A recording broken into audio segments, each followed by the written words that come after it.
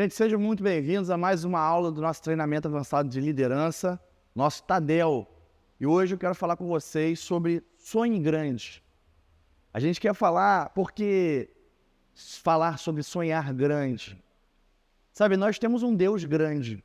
Eu costumo sempre dizer que nós devemos parar de fazer orações de orações de sobrevivência para Deus e fazermos orações do tamanho do nosso Deus. E por quê? Porque Deus é um Deus de propósito, né? É só você parar e começar a observar, né? Quantas pessoas já não passaram pelo mundo? Para pensar. Uma vez eu fui pesquisar, né? E aí eu descobri que aproximadamente 130 bilhões de pessoas já passaram pelo mundo. Sabe Deus onde estão, né, agora, né? Eu gostaria muito que todas estivessem no paraíso, mas não é o que a Bíblia vai dizer pra gente. Mas por que eu estou falando isso? Porque Deus ele é um Deus de propósito, é um Deus de alvos. Eu não sei se isso já aconteceu com você, mas geralmente um casal, quando ele vai ter um filho, ele se planeja, né? Ele fica se planejando, afinal de contas, filho é sinônimo de quê? Né? De tempo, né? De responsabilidade, de custo, recurso. Aí você fica imaginando, esse Deus é muito grande, né? Ele projetou logo uma família com 130 B. Coisa, né, meu irmão? Coisa grande mesmo. O alvo dele era muito grande. E fora quem ainda vai nascer, né? Fora ainda quem vai nascer. Então, é uma grande família, né? Que Deus providenciou. E por que esses alvos são importantes? Porque eles trazem pra gente conhecimento e foco. Porque você vai concordar comigo que quando você tem um alvo, você tem uma meta, você tá o quê? Você vai trazer conhecimento para você produzir essa meta e vai trazer foco para você cumprir e alcançar essa meta. Então, com relação a esse assunto de sonhar grande, o ser humano ele tem uma grande tendência a se acomodar, né? Se acomodar ou então apreciar o conforto. Mas, se a gente não começa a impor movimento, né? Impor alvos, impor, né? Objetivos na nossa vida, o que acontece com a gente? A tendência da gente é o quê? A gente parar, parando devagar, né? Já ficando ocioso, vai ficando na mesmice, é ou não é? Isso é perigoso, né? Então, números são muito importantes para Deus, tá? Não tenha dúvida disso. O médico Lucas, né, narrou lá no livro de Atos que o número de discípulos crescia de 3.000 para 5.000 pessoas, né? Você vai ver vários relatos de números crescendo, né? Então, assim, eu sempre digo que Deus, ele gosta de quantidade? Claro que gosta. Acabei de falar que Deus providenciou uma família, grande família, né? Mas, mais importante do que quantidade, é qualidade. Porque quantidade não gera qualidade, mas qualidade gera quantidade. E aí a gente vê também que, por exemplo, né? A gente aprende a sonhar grande com Deus quando a gente serve esse Deus grande. Porque vocês vão ver também que historiadores afirmam que Jerusalém, ele tinha aproximadamente 200.000 habitantes na época de Jesus, 200.000. E que quase 100.000 pessoas já haviam se convertido ao cristianismo. Metade das pessoas. E isso acelerou numa proporção muito rápida. E por que isso aconteceu tão rápido, gente? Né? A gente vai começar a observar que quanto mais estratégias no reino, mais a gente vai ver que é forte o evangelismo. Quanto mais estratégia, mais forte o evangelismo. E você vai ver que, assim quando você aumenta também o network de algo, né? A comunicação entre essas pessoas sobre algo, a tendência é o quê? É aumentar também o convívio dessas pessoas, a relação dessas pessoas. E isso traz o quê? Riqueza. Por quê? Convívio, relacionamento, traz conexões, né? Trazem negócios, trazem promoções, trazem crescimento. E a gente vê que o reino, ele visa isso, né? Movimento, crescimento. E por que eu estou falando isso? Porque eu estou falando de um assunto que tem tudo a ver com evangelismo, tá? Esse mês é o mês que a gente está falando muito de evangelismo, né? Vai começar a falar muito de evangelismo. Nós temos algumas estratégias evangelísticas. Você vai ver que Jesus, ele se preocupava muito com isso, né? Não gosto de usar essa palavra se preocupava, não. Mas ele estava muito atento ao quê? Às pessoas, enquanto ele estava aqui no ministério terreno. Você vai ver podemos dizer que Jesus ele era carismático. O que é uma pessoa carismática, gente? Uma pessoa carismática é uma pessoa que se preocupa mais em fazer as pessoas se sentirem bem consigo mesmas do que fazê-las sentirem-se bem a respeito de outras pessoas. Então isso é muito importante. Por quê? Você concorda comigo que quando uma pessoa está de bem com ela mesma, ela consegue transmitir isso para outras pessoas? De outra maneira, se ela só faz isso por fazer, preocupada com o que as outras pessoas estão pensando, o impacto é muito menor. Então, um carismático, ele tem esse dom, né? Tem até uma história que eu conto muito, né? Que eu falo do homem mais rico do mundo e do segundo homem mais rico, né? O primeiro, uma jornalista foi entrevistar os dois. E aí, chegando lá, entrevistou o segundo homem mais rico do mundo. E aí, o editor dela, da revista, perguntou assim, e aí, o que você achou da experiência? Falou assim, olha, eu entendi porque esse cara é o segundo homem mais rico do mundo. Rapaz, o cara é muito inteligente. O cara é um expert em várias áreas. O cara arrebenta. A gente se sente como uma formiguinha perto dele.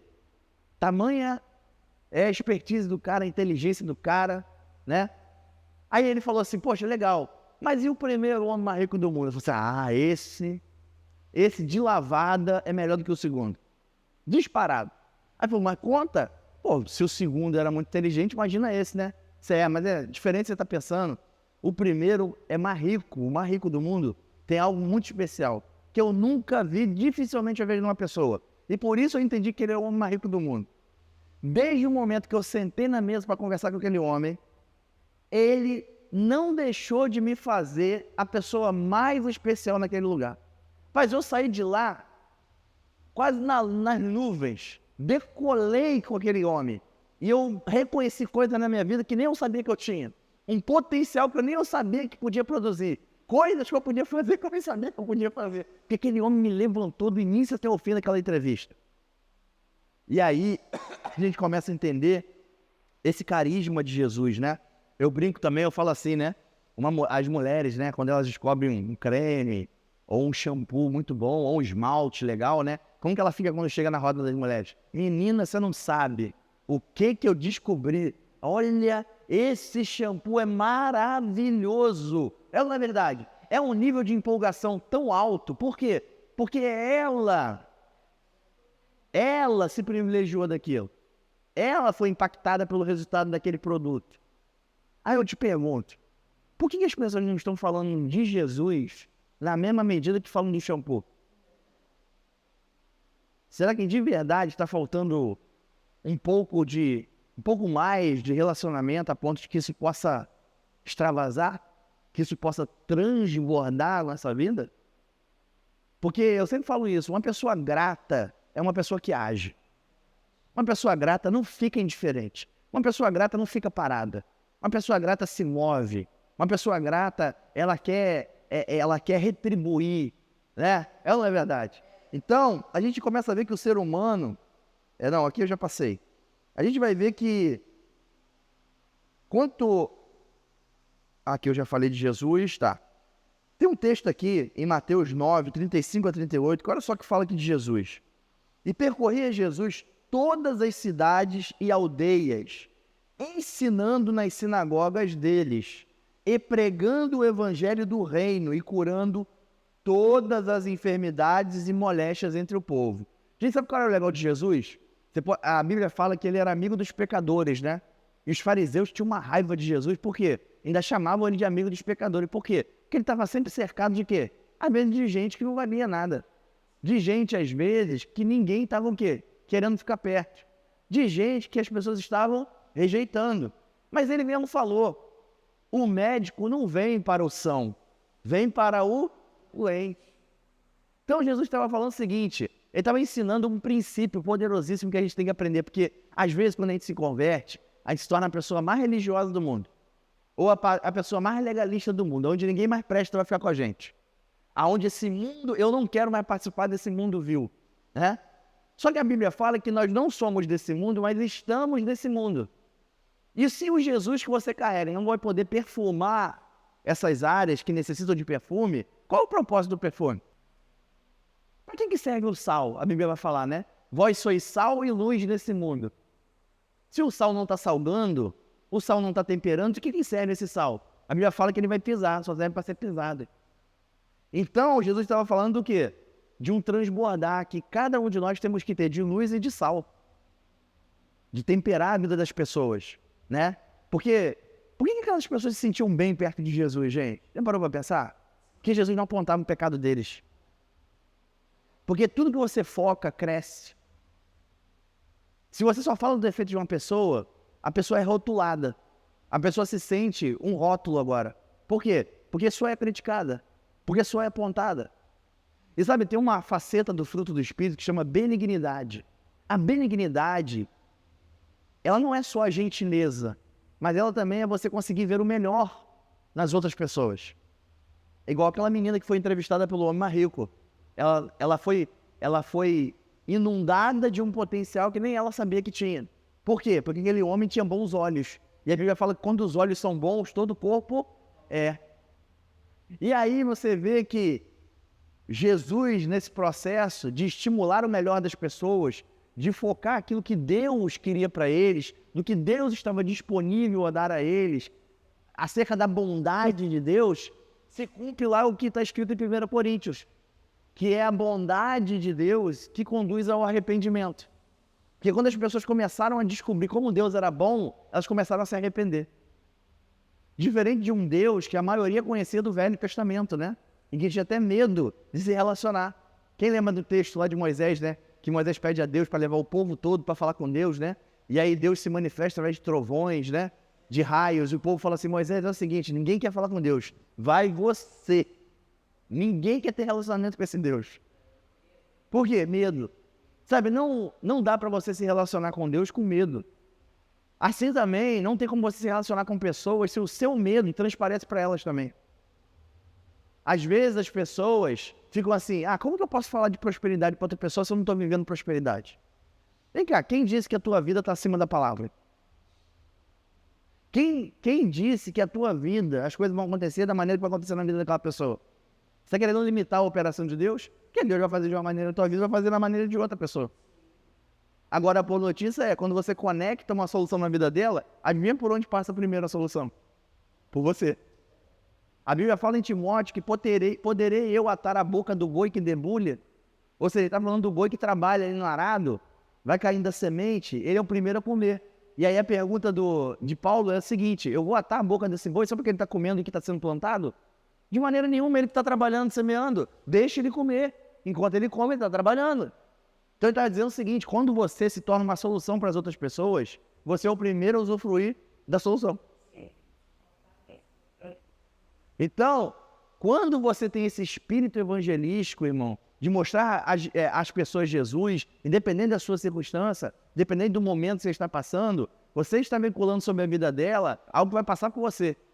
Prosperidade, alegria, esperança, paz, consolo, encorajamento, tudo isso vai passar por você. É nessa hora que nós nos tornamos o quê? Canais de Deus. Então, olha que coisa interessante aqui. Olha o texto, como continua, né? Diz assim, Jesus, ele ia curando as pessoas, né? E aí diz aqui as escrituras que e vendo a multidão, teve uma grande compaixão deles. Sabe algo que gera um grande poder criativo na nossa vida? Chama-se compaixão. Quando você tem compaixão, parece que soluções são criadas na sua vida, só para você poder ajudar. Só para poder você se aproximar. Agora, num lugar onde não há compaixão, só há frieza, indiferença. O ser humano não está assim hoje? O ser humano pode estar vendo os outros se lascar do lado que está passando. Eu estava vendo um vídeo da China, né? Pessoal, o cara caiu de moto no chão, os carros continuaram passando. O pessoal, os pedestres passando, olhando o cara cair de moto assim, o cara pedindo socorro e ninguém parava. Tipo assim, rapaz, o meu dia é muito agitado para eu dar tempo para alguém, para ajudar alguém. E aí eu vi aquilo assim, eu falei, não, isso aí eu não acredito que isso existe não, cara. Chegou no nível de frieza, entendeu? Que as pessoas não têm mais compaixão pelas pessoas. Isso é triste, cara. Isso é muito triste. E aí a gente vai começar a ver que, no texto mesmo, olha isso. e vendo a multidão, teve grande compaixão deles. Jesus, ele tinha essa arma secreta. Compaixão é a primeira vez nas Escrituras que é falada essa palavra, compaixão, né? A compaixão, né, ela tem a mesma origem da palavra graça. E aí, nessa compaixão, Jesus, ele startava a criatividade de Deus na vida dele. Todo mundo acha que Jesus operou como Deus, mas não operou como Deus, irmão. Ele operou como homem, se fazendo valer o quê? Das mesmas armas que nós hoje temos também. Então, se compaixão é uma arma criativa na nossa vida, que sejamos o quê? Desenvolvedores da compaixão em nossa vida. Porque, gente, vou te falar uma coisa. Quando você vê aqui Jesus, ele falando isso, ele fala o seguinte: vendo a multidão, teve grande compaixão deles, porque andavam desgarrados e errantes, como ovelhas que não têm pastor. Então disse aos seus discípulos: a seara é realmente grande, mas poucos os ceifeiros. Rogai, pois, ao Senhor da seara que mande ceifeiros para a sua seara. Sabe, gente, eu acho muito legal, né? Falar de orar a Deus. E sabe, essa é a parte que nos cabe.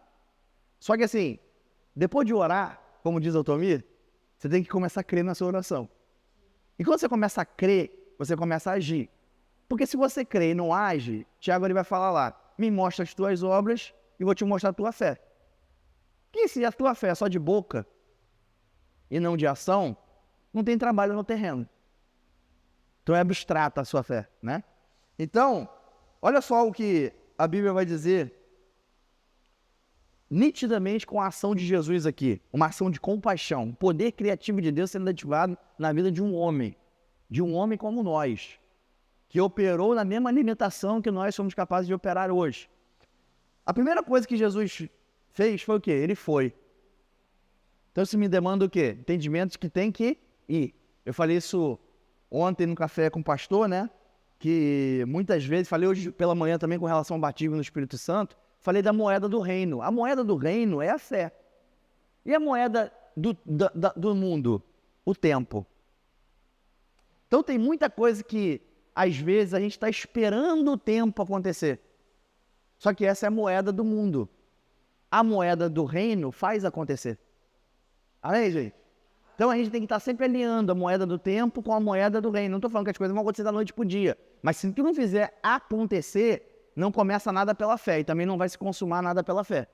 A Bíblia fala que Jesus é o autor e consumador da nossa fé. Isso ele está ensinando uma coisa. Ele está falando assim: a fé muitas vezes vai ser um processo. Onde tem autor e tem consumador. E por isso também tem um durante.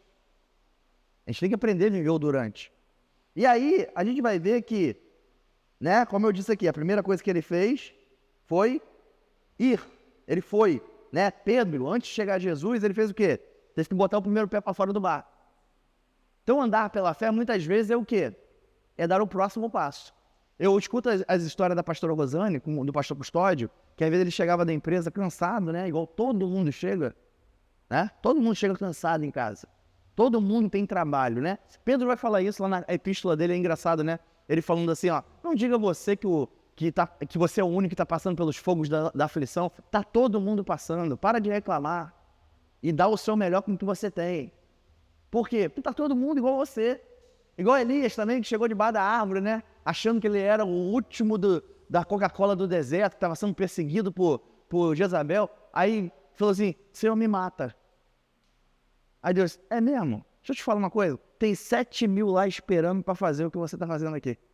7.000 doidos para fazer o que você está fazendo aqui. Você está reclamando? Quem está entendendo? E aí, você vai ver que Jesus, ele foi, né? Ele foi.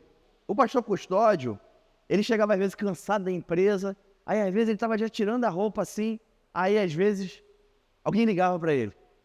Aí falava assim, aí às vezes a dona Iraci atendia e mandava passar: ô Custódio, é para você. Aí assim: pastor Custódio, tem um senhor aqui e tal, não sei o que, chegou aqui num capítulo aqui, e ele tá precisando aceitar Jesus, não sei o que, isso que lá, e o pessoal pediu para chamar o senhor. Quer dizer, cara, ele não pensava duas vezes, cara. Ele pegava, botava outra roupa que tinha ali na hora, nem tomava banho, nem jantava. Ele pegava e ia lá. Esse foi o exemplo que ele passou para a filha dele. Aí você vai ver como que a filha dele é hoje. né? Não perde uma oportunidade de ganhar alguém para Jesus, não tem tempo ruim com ela, né? De visitar, de ajudar, de estender a mão. Não tem, pastora Rosane. Não tem tempo ruim com ela. Porque ela aprendeu através do exemplo. Compaixão tem muito poder. Compaixão aciona a força dentro de nós que a gente nem desconhecia que tem. Desconhecia que tem. Segunda coisa, Jesus ele viu. Jesus não ficou indiferente. Jesus estava presente no momento. Porque tem gente que às vezes só tá de corpo presente, né? A alma já está em outro lugar. Tá nem aí, tá ali, tá no PG, mas a alma está em outro lugar. Tá no culto, mas a alma está em outro lugar, né? Tá de corpo presente, tá lá batendo aquele cartão santo, né? Da presença, né? Mas a alma já está em outro lugar. Tá lá no almoço, né? Como tu me brinca, né? Ali já está no almoço, já está no almoço.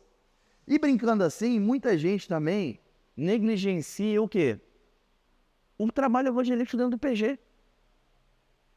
No PG não adianta você só ir. Você tem que ver. Começar a ver o que você pode fazer. Aonde você pode alcançar. As estratégias são passadas, não é para ficar só como mera teoria. É para ser o quê? Exercida. Por exemplo, nós temos lá dentro do PG o GE, né, que é o grupo evangelístico. Um GE pode acontecer em qualquer lugar. O GE é uma breve palavra que você dá numa empresa, que você dá num aniversário, que você dá numa casa de família que está precisando de ajuda. E eu sempre falo, é muito fácil de aprender a dar um GE, porque, por exemplo, procura uma pessoa que está com problema de relacionamento, de finanças ou de saúde. Será que você encontra alguém? Tu encontra às vezes com os três, né? Com combo. Com combo você encontra muitos, tá? Cara, é só chegar para essa pessoa e falar assim, ei, eu tô vendo a situação que você tá vivendo. Puxa, tem como a gente fazer uma reunião na sua casa, não? Uma reunião pra gente trazer uma palavra, pra gente orar por essa situação. Eu creio que Deus vai reverter a tua situação. Mas deixa a gente fazer só uma reunião na sua casa. Mas quem vai? Ah, só vai... A gente vai só 3 pessoas ou 4 pessoas. Quantos de você pode ir? Mas convida a sua família, convida os vizinhos para estarem lá, para te aproveitar a oportunidade. Porque eu tenho certeza, se a palavra entrar na sua casa nunca mais vai ser a mesma. E aí você pode falar para ela, quando você exalta a palavra te exalta. Vamos exaltar a palavra na tua casa? Então é um convite tão simples. Tão simples. E que às vezes tem gente passando em volta de você e você às vezes não está tendo o mínimo de compaixão. Por quê? Você está indo, mas não está vendo. Jesus viu e teve compaixão deles. Era muita gente. O texto era muita gente, mas ele teve compaixão deles. Aí o outro ia pensar o seguinte, mas não dá para resolver o problema de tudo isso, de todo mundo, né? Hoje em dia se fala isso, não dá para resolver o problema de todo mundo. Mas é por causa disso que você não vai ter atitude correta? É por causa disso que você vai esfriar também igual o mundo está frio? A Bíblia fala, não o quê? Não vos convenceis com esse mundo, mas transformai-vos através da renovação da vossa mente. Jesus era um homem também comum. Olha o texto que vai falar. E vendo a multidão, teve grande compaixão deles, porque andavam desgarrados e errantes como ovelhas que não têm pastor. Então disse aos seus discípulos, a seara é realmente grande, mas poucos são os trabalhadores. Rogam, pois ao Senhor da seara que mande ceifeiros à sua seara. Jesus ele foi, Jesus ele viu, Jesus se compadeceu. Sempre, gente, sua visão aumenta quando você se expõe a diversas situações e consegue desenvolver o cuidado necessário para mobilizar uma ação. Seja ela você dar uma palavra, seja ela você, às vezes eu falo isso no PG, né? Às vezes você tem uma pessoa trabalhando do seu lado, que a pessoa está passando problema. Porque é fácil você identificar a pessoa no dia que está diferente. Ou então uma pessoa que você já sabe que tem um problema há muito tempo. Só que você, às vezes, no fundo, você acha que o problema dela não tem solução. Sabe por quê? Ela está há muito tempo com aquele problema. Aí você está limitando o poder de Deus. Porque Deus é poderoso para fazer, irmão. Muito mais rápido do que você imagina. Muito mais poderosamente além do que você pode achar que pode. Então, é o que eu te falo. Muitas vezes a gente não dá a solução para outras pessoas porque parece que a gente está agarrado com a nossa própria. Com a possibilidade da nossa chegar, né? Porque enquanto eu não tenho a minha, como que eu posso dar outra para outra pessoa? E na verdade, Deus quer que você seja um mordomo. A Bíblia fala que nós somos dispenseiros de Deus. Ou seja, tenha certeza de que quando o momento que você se coloca como dispenseiro de Deus, não está chegando somente para você dar, não, está chegando para você também. Eu sempre falo isso, um princípio que a gente tem que aprender que é melhor é dar do que receber, por quê? A Bíblia fala isso, melhor é dar do que receber. Eu falo isso sempre, isso faz parte do seu crescimento. Às vezes faz parte de você se preparar para a bênção que já está chegando. É o dar. É o dar em que sentido? De estender a mão, de dar mesmo, auxílio, uma palavra, estender a mão, enfim. Porque quando você abre a mão, irmão, para dar e para auxiliar alguém, é a hora que você está para receber também. E às vezes você deve como uma só segurando o teu, não tem como te dar nada. Aí tu fica ali, ó, só na tua situação. Parece que o mundo vive em volta do seu umbigo. Que tá entendendo? Agora, quando tu faz isso assim, ó, a Bíblia fala que todas as coisas cooperam para o bem daqueles que amam a Deus e que andam segundo seu propósito. A Bíblia fala que a generosidade é uma característica de Deus, é sua também. A Bíblia fala que o homem generoso, esse texto de provérbio é tremendo. Ele fala assim, o homem generoso, não é só que dá dinheiro, não. Generoso é que mostra generosidade para com outros. Generoso, esse certamente prosperará. Certamente prosperará. É por quê? Porque agora ele está em condição de receber. E aí, olha só que coisa legal. Às vezes, você está ali, né? E é um exercício, tá, gente? Você está ali no trabalho, você viu aquela pessoa com dificuldade. Você viu uma pessoa que está precisando, só tem um tempo já que está... E você não se lança num desafio de ajudar aquela pessoa. Que é um exercício de compaixão. De você chegar e falar assim, meu irmão, vamos tomar um cafezinho ali? Vamos bater um papo? Pra quê? Assim, não, queria conversar com você. E aí senta ali e fala, tô sentindo você um pouco cabisbaixo, um pouco triste. Você quer conversar um pouco? Tem gente que não vai se abrir, mas tem uns que estão doidos para se abrir. Tem uns que estão doidos para conversar. Se não quiser se abrir, você fala assim, poxa, estou sentindo no coração de fazer uma oração por você, posso? Eu queria que você repetisse uma oração comigo. Primeiro, aí faz a oração pro pecador dele com ele. Tu não sabe fazer a oração do pecador? Anota no celular, pede para ele fechar o olho e você lê. Aí nem vai ver que você não tá com o olho fechado. Você tá lendo e ele tá de olho fechado. Ele vai pensar que tá tudo decorado.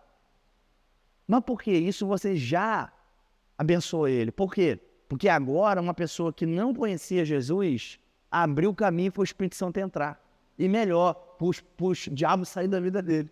Porque muitas vezes, irmão, é uma questão da pessoa também mudar.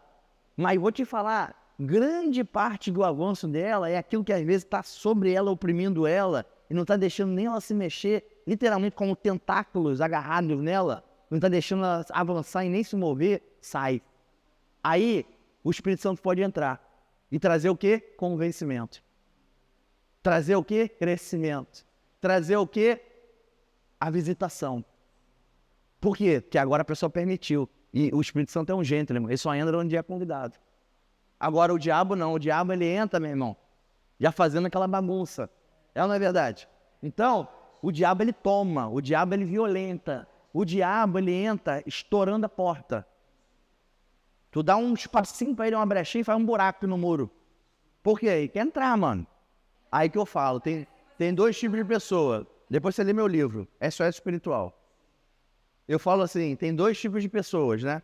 As pessoas com problema e as pessoas problemáticas. Todas as duas têm solução, você tem que tomar cuidado.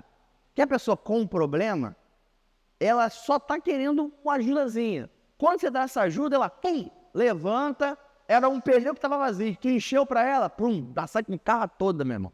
Ah, maravilha. Agora tem o problemático. O problemático é aquele cara que tá dentro do buraco pedindo ajuda, e quando você joga a corda para ele para puxar ele te puxa junto para dentro do buraco. Tem essa pessoa? Tem. Mas sabe o que você faz com esse tipo de pessoa? A pastora Rosana ensinava pra gente muitos anos atrás. Isso é bom você que é líder saber disso. Por exemplo, se tiver uma pessoa que está sempre patinando na mesma coisa, que gosta, parece que gosta do problema dela, tem gente que gosta do problema. É de estimação mesmo. Ela fala assim, ele é meu, eu sempre fui assim, eu sou assim. Ah, tu é assim, querida? Então tá bom, toma ali palavra. Ó, essa pregação aqui, essa aqui também. Ó, amanhã eu te mando outra. Toma. Mantém uma distância, mas continua. Exatamente. Ministra na vida dela, entendeu?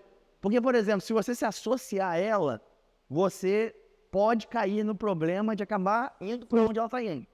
Ou ela te influenciando de alguma maneira, entendeu? Então, mantenha uma certa distância e continua ministrando, mas não se associando. Tem uma diferença, se ministrar Não tô assim, ó, cuida nada, tá? Porque senão ela te puxa pra dentro do buraco com ela. E aí, aqui, ó, olha só, gente.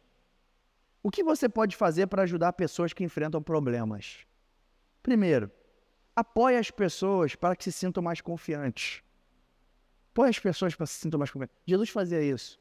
Você vê, aquela mulher do fluxo de... aquela mulher adúltera, ficou em maus lençóis ali naquele momento. E Jesus, ele chega para ela e o que ele faz? Ele aumenta a condenação na vida dela? Muito pelo contrário. Ele aumenta a confiança, sabe por quê? Em outras palavras que Jesus disse para ela, eu confio em você que você pode melhorar. Ele falou assim, aqueles que estavam tentando te condenar já foram todos embora. Em outras palavras, era só ele que podia condenar, porque ele não tinha pecado. Mas ele falou assim, vai e não peques mais. Cara, a mensagem de Jesus, subjetivamente, era a seguinte, eu confio em você, que você não vai fazer mais isso, porque você aprendeu a lição. Vai porque você pode ser melhor do que isso. Olha só, cara. Ele gerou confiança na vida dela. Olha, a psicologia estuda muito isso, né? A psicologia fala que a maioria das mazelas que nós temos hoje, elas estão no eixo entre confiança e autoconfiança. Porque você vai entender que a confiança demais gera pessoas prepotentes. Então ela tem que estar no equilíbrio, a confiança. Confiança de menos também gera o quê? Pessoas altamente medrosas. Pessoas que não conseguem desconfiar da sombra. Não conseguem se relacionar. E autoconfiança também é uma coisa que tem que estar sempre no equilíbrio. Porque se ela está também muito lá para cima, vira uma pessoa o quê? Arrogante, dominante, que não está nem aí para pisar os outros, porque ela é muito autoconfiante, ela é melhor que todo mundo. Peraí, deixa que eu faço isso aqui, você não sabe fazer nada. Quem já viu uma pessoa assim? Então, agora também a autoconfiança muito lá embaixo é ruim. Por quê? Fica uma pessoa, meu irmão, que está sempre dizendo que eu não posso, eu não consigo, baixa autoestima. Então, todos os problemas, todas as mazelas humanas envolvem esse eixo de confiança e autoconfiança. Para cima ou para baixo. Por quê? Porque é o equilíbrio que Deus nos chama para estar. É no equilíbrio. A Bíblia fala isso em Romanos 12:3, fala assim, não pense o homem mais de si mesmo e nem menos de si mesmo. Quer dizer, a Bíblia já explicava psicologia há muito tempo, né? Há 2000 anos atrás, mais de 2000 anos atrás. E aí ele fala, porque Deus deu uma porção de fé a cada um. Aí você vê que fé não é algo só para ficar no espiritual. Fé é algo para te mudar emocionalmente. Para mudar sua confiança, para mudar sua autoconfiança.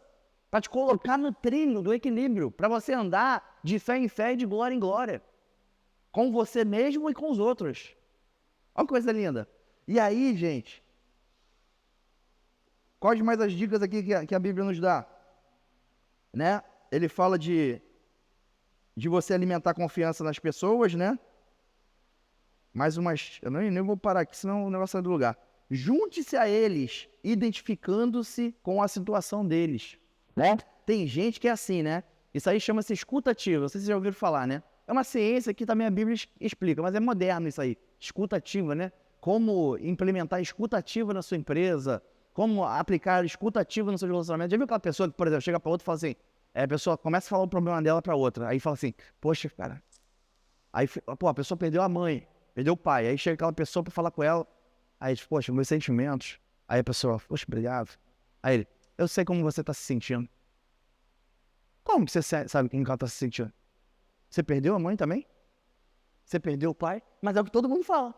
Eu imagino como você está se sentindo. Sabia que isso você bloqueia a pessoa de falar mais alguma coisa com você? Você vê uma pessoa com problema e fala, imagina como você está se sentindo, a pessoa, você imagina, então não tem mais papo. Agora quando você fala assim, rapaz, eu nem imagino o que você está passando. Eu nem imagino o que você está vivendo. A pessoa se abre para falar o que ela está vivendo. Ela se abre para falar o que ela está passando. Por quê? Porque você foi empático com ela. Você não foi super empático sobre ela.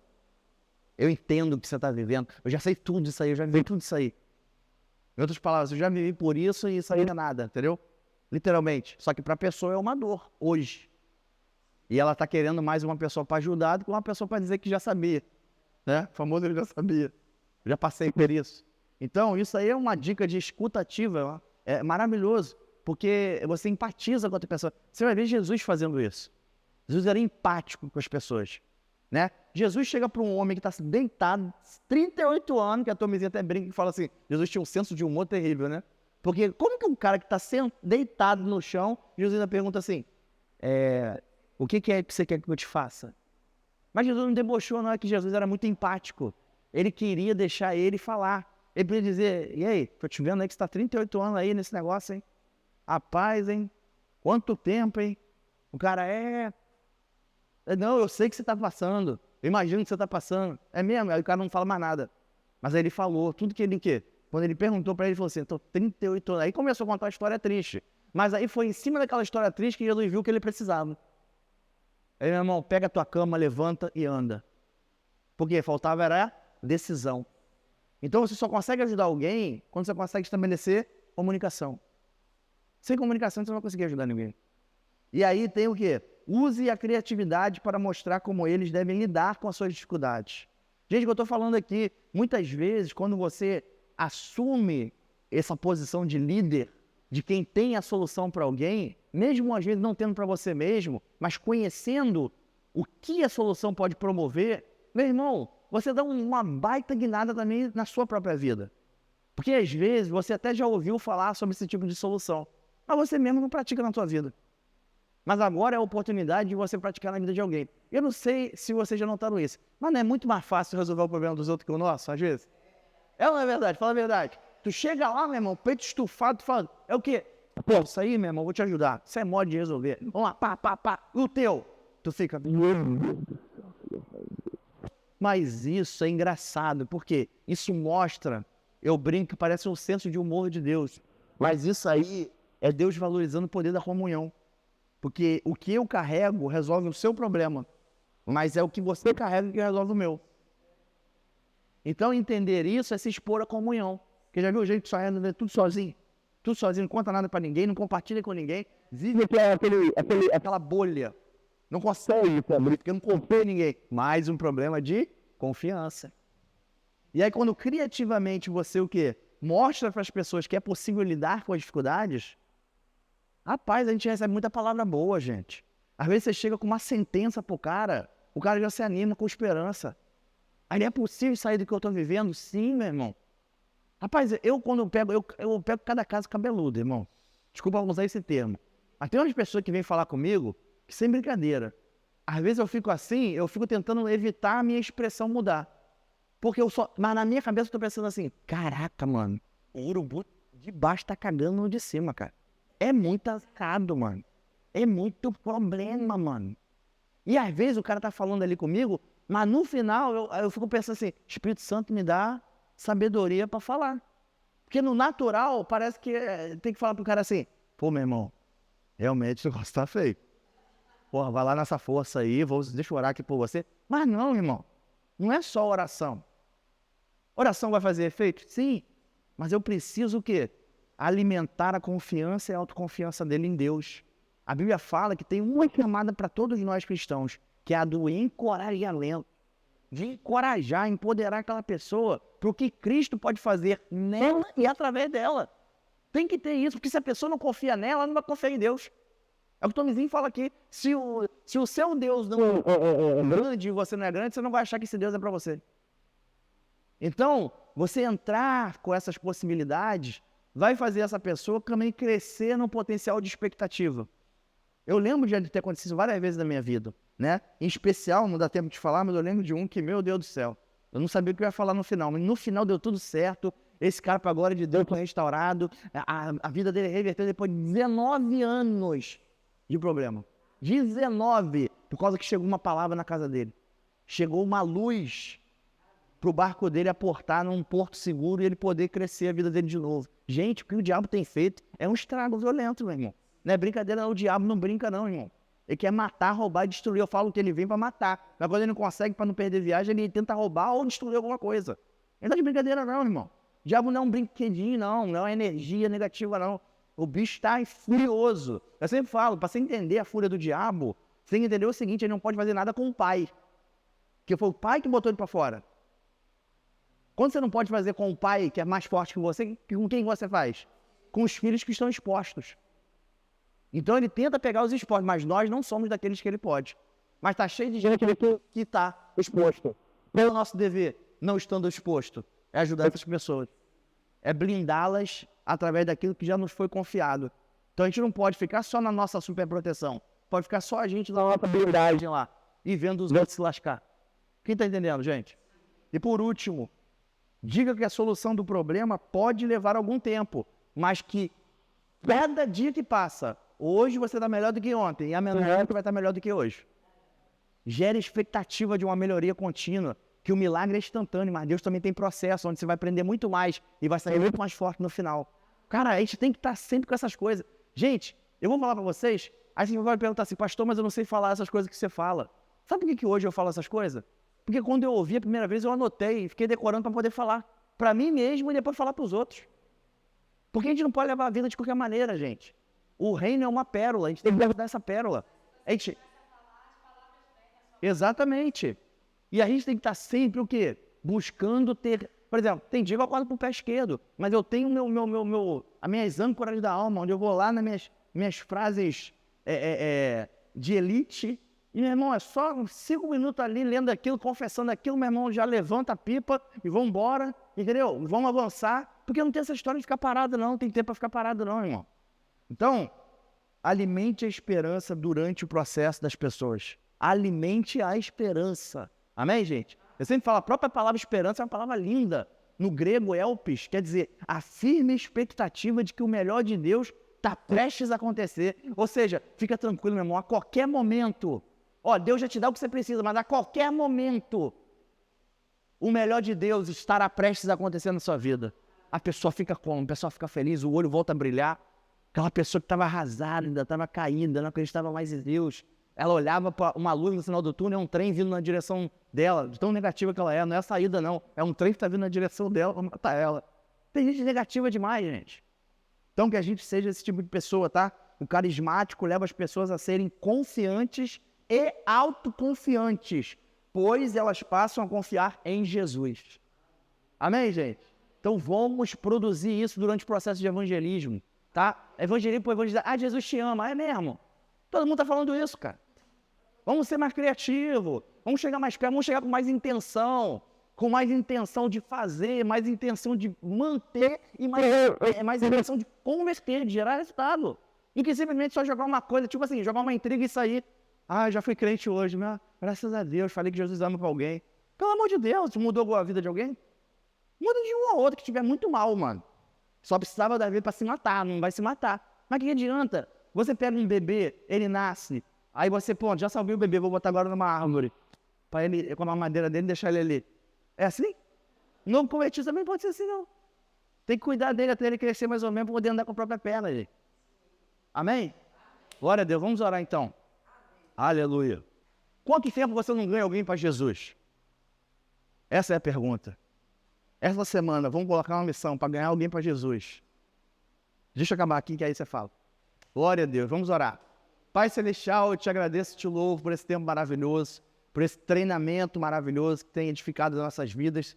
Senhor, obrigado por quem essa mensagem irá tocar. Senhor, que uma chama, Pai, santa do teu Santo Espírito, Senhor, possa estar incendiando esses corações com aquilo que pulsa no coração de Deus, que é o amor por vidas, Senhor. Obrigado, Deus, que nós sejamos filhos amados, porque o nosso Pai é um Pai amado, Senhor, que nos ama e ama também todos os outros que estão eventualmente perdidos. Senhor, que possamos ser canais, possamos ser esses trabalhadores que o Senhor nos pede para rogarmos, sejam enviados em nome de Jesus, Senhor. Nos dá oportunidade, Senhor, para alcançarmos essas vidas, para cuidarmos dessas vidas. E isso não representará peso sobre as nossas vidas, porque acima de todo mal, existe uma graça que é superior, que nos capacita a andarmos de fé em fé e de glória em glória para o teu louvor, mas para a nossa alegria completa, em nome de Jesus. Amém e amém. Glória a Deus.